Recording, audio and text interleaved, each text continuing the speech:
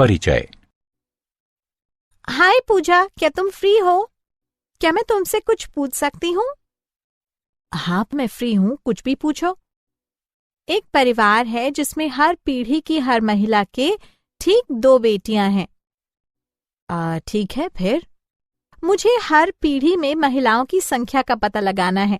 क्या यह संभव है? हाँ, यह संभव है यदि पीढ़ी का क्रम पता हो। पहली पीढ़ी 1 महिला, दूसरी पीढ़ी 2 महिलाएं, तीसरी पीढ़ी 4 महिलाएं। वाह, ये तो बहुत आसान था। क्या तुम जानती हो कि हम ऐसी श्रेणियों को क्या बोलते हैं? नहीं, इस तरह का अनुक्रम एक गुणोत्तर श्रेणी है। आओ, मैं तुम्हें इस बारे में और अधिक बताऊंगी।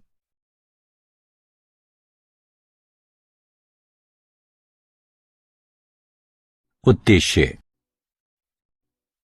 इस पाठ के अंत में आप निम्न करने में सक्षम हो जाएंगे। गुणोत्तर श्रेणी को परिभाषित करना, गुणोत्तर श्रेणी के व्यापक पद को समझना, गुणोत्तर श्रेणी का योगफल निकालना, गुणोत्तर माध्य निकालना, समांतर माध्य और गुणोत्तर माध्य के संबंध को समझना और विशेष श्रेणियों के n पदों का योगफल निकालना।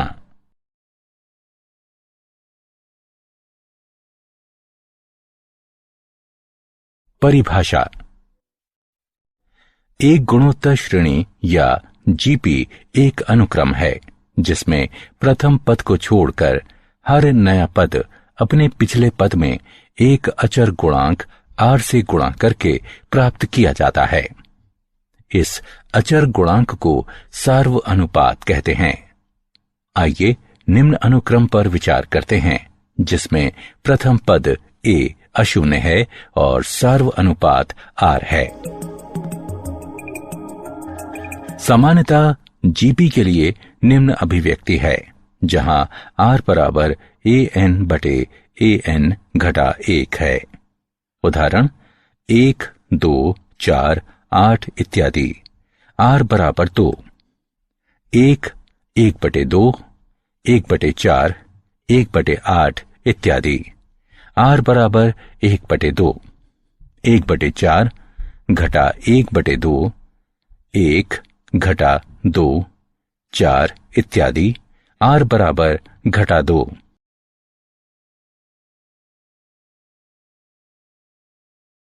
गुणोत्तर श्रेणी का nवां पद। गुणोत्तर श्रेणी का nवां पद इस प्रकार दिया जाता है। परिमित गुणोत्तर श्रेणी नीचे दी गई है। अपरिमित गुणोत्तर श्रेणी नीचे दी गई है। इस श्रेणी को परिमित श्रेणी कहते हैं तथा इस श्रेणी को अपरिमित श्रेणी कहा जाता है।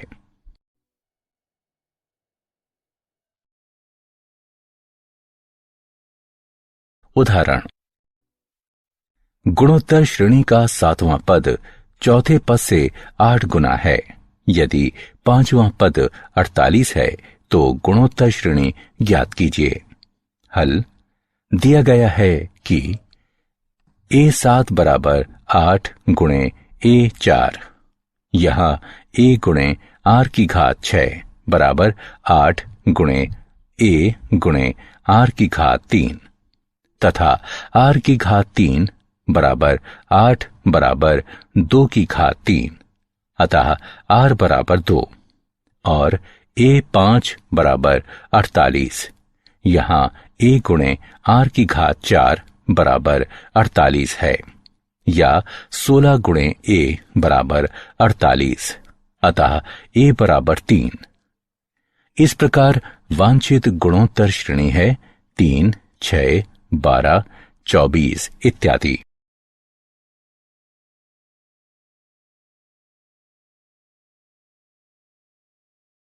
गुणोत्तर श्रेणी के n पदों का योगफल। मान लीजिए कि हम गुणोत्तर श्रेणी के पहले n पदों का योगफल निकालना चाहते हैं तो हमें ये मिलता है तथा इसे एक गुणोत्तर श्रेणी कहा जाता है। अब r से गुणा करके और फिर घटाकर योगफल ज्ञात करने का उपाय यहां है। हमारी श्रेणी 5 पदों को जोड़ती है, ताकि अब जब 1 घटा r से भाग दें जब तक r 1 के बराबर ना हो जाए, तो हमें एक गुणोत्तर श्रेणी के पदों का योगफल एक गुणोत्तर श्रेणी देता है। यदि प्रथम मान a है तथा सार्व अनुपात r है, तो पहले n पदों का योगफल Sn बराबर a 1 घटा r की घात n बटे 1 घटा r, बशर्ते r 1 के बराबर ना हो।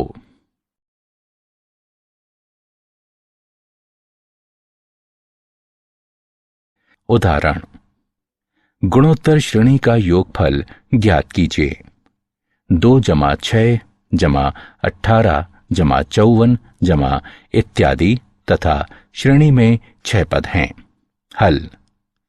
यहां इस श्रेणी में हमारे पास a बराबर 2, r बराबर 3 और n बराबर 6 है। अतः Sn बराबर a गुणा 1 घटा r की घात n बटे 1 घटा r। मान रखने पर तथा हल करने पर हमें 728 प्राप्त होता है।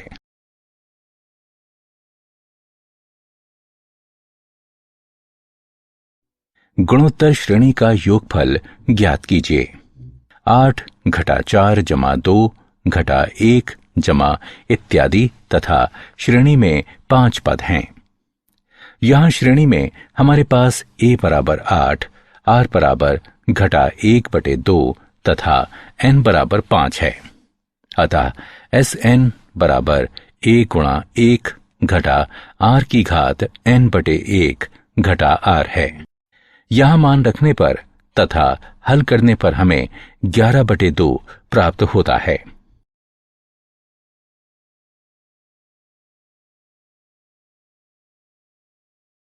गुणोत्तर माध्य GM।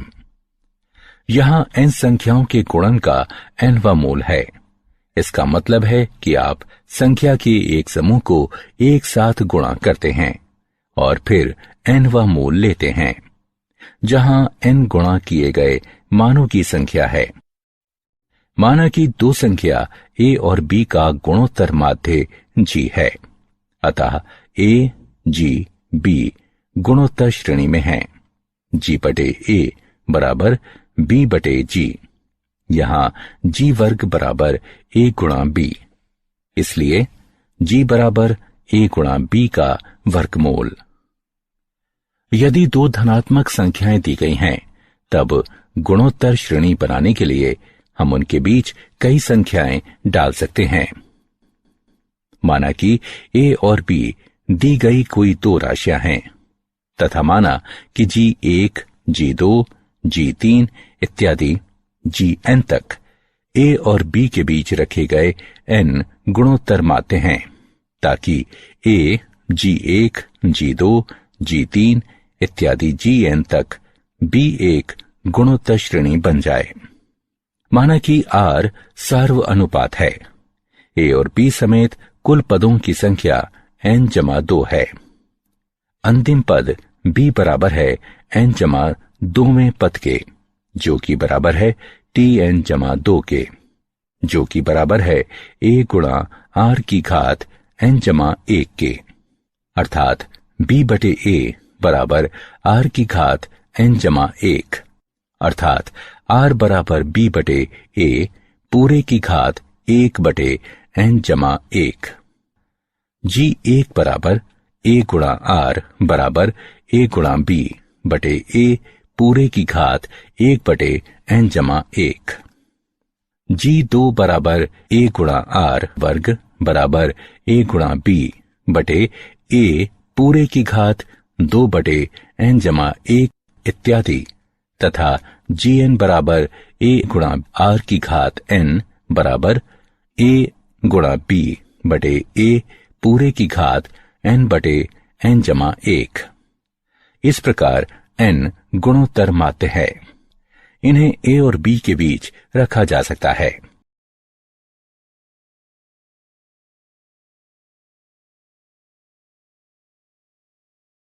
उदाहरण, 3 और 81 के बीच दो संख्याओं को रखें ताकि परिणामी अनुक्रम एक गुणोत्तर श्रेणी हो। हल। माना कि 3 और 81 के बीच G1 और G2 कोई ऐसी दो संख्याएं हैं कि श्रेणी 3 G1 G2 81 एक गुणोत्तर श्रेणी बन जाए। माना कि गुणोत्तर श्रेणी का प्रथम पद A तथा सार्व अनुपात R है, इसलिए 81 बराबर 3 गुणा R की घात 3। यहां R की घात 3 बराबर 27। इस प्रकार R बराबर 3 केवल वास्तविक मूल लेने पर R बराबर 3 के लिए G1 बराबर A गुणा R बराबर 3 गुणा 3 बराबर 9। G2 बराबर A गुणा R वर्ग बराबर 3 गुणा 3 वर्ग बराबर 27। इस तरह दो वांछित संख्याएं 9 और 27 हैं।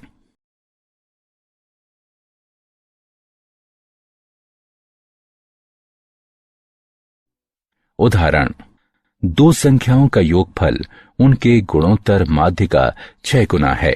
दिखाइए कि संख्याएं अनुपात में हैं। हल। माना कि दो संख्याएं A और B हैं। गुणोत्तर माध्य बराबर है AB के वर्गमूल के। दी गई शर्तों के अनुसार A जमा B बराबर 6 गुणा AB का वर्गमूल।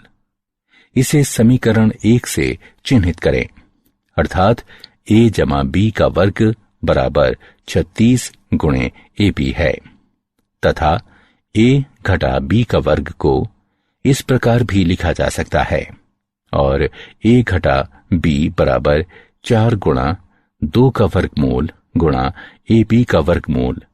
इसे समीकरण 2 से चिन्हित करें।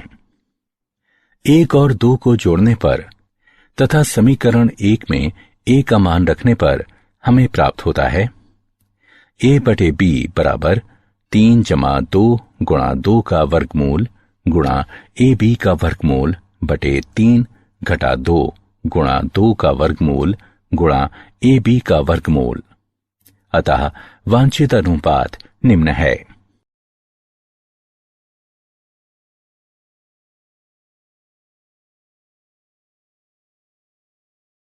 समांतर माध्य और गुणोत्तर माध्य के बीच संबंध। माना कि A और B दो वास्तविक धनात्मक और असमान राशियां हैं, तब समांतर माध्य बराबर A जमा B बटे 2। गुणोत्तर माध्य बराबर AB का वर्गमूल। इस प्रकार हमारे पास है समांतर माध्य घटा गुणोत्तर माध्य बराबर A जमा B बटे 2 घटा AB का वर्गमूल, तथा इसे हल करने पर यह निष्कर्ष निकलता है कि अंतर 0 से अधिक है अथवा बराबर है तथा A G से बड़ा है या बराबर है। उदाहरण, यदि एक द्विघाती समीकरण के मूलों के समांतर माध्य तथा गुणोत्तर माध्य क्रमशः 8 और 5 हैं, तब द्विघाती समीकरण को ज्ञात कीजिए। हल। माना कि द्विघाती समीकरण के मूल A और B हैं। दी गई शर्तों के अनुसार समांतर माध्य बराबर A जमा B बटे 2 बराबर 8। यहां A जमा B बराबर 16।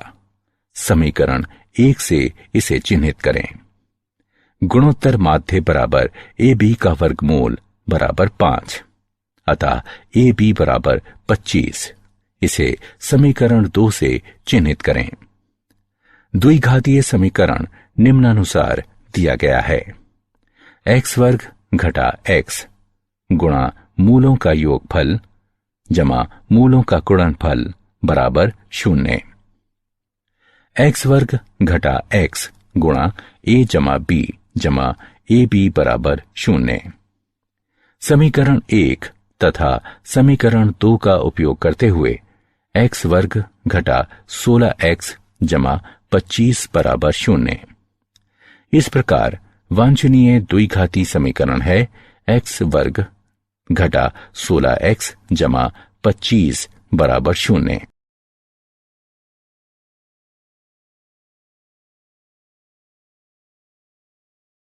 विशेष श्रेणियों के n पदों का योगफल। कुछ विशेष श्रेणियों के n पदों का योगफल अर्थात प्रथम n प्राकृत संख्याओं का योगफल, प्रथम n प्राकृत संख्याओं के वर्गों का योगफल, प्रथम n प्राकृत संख्याओं के घनों का योगफल।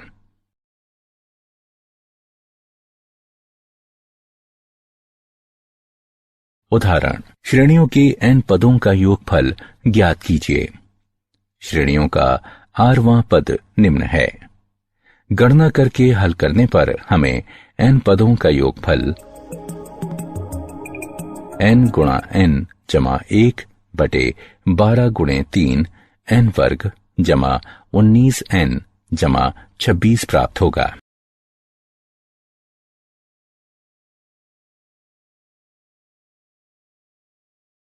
क्या आप जानते हैं, हरात्मक श्रेणी एक अनुक्रम हरात्मक श्रेणी हो सकता है यदि उनका व्युत्क्रम रूप एक समांतर श्रेणी हो।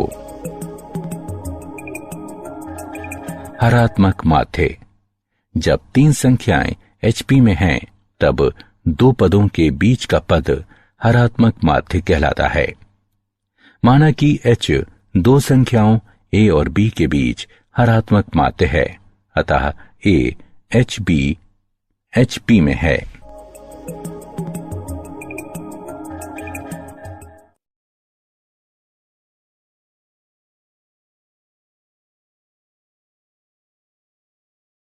सारांश। आइए हमने जो कुछ सीखा है उसे संक्षेप में दोहराएं।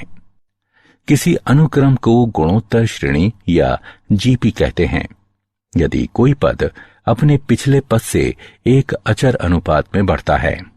इस अचर गुणांक को सार्व अनुपात कहते हैं।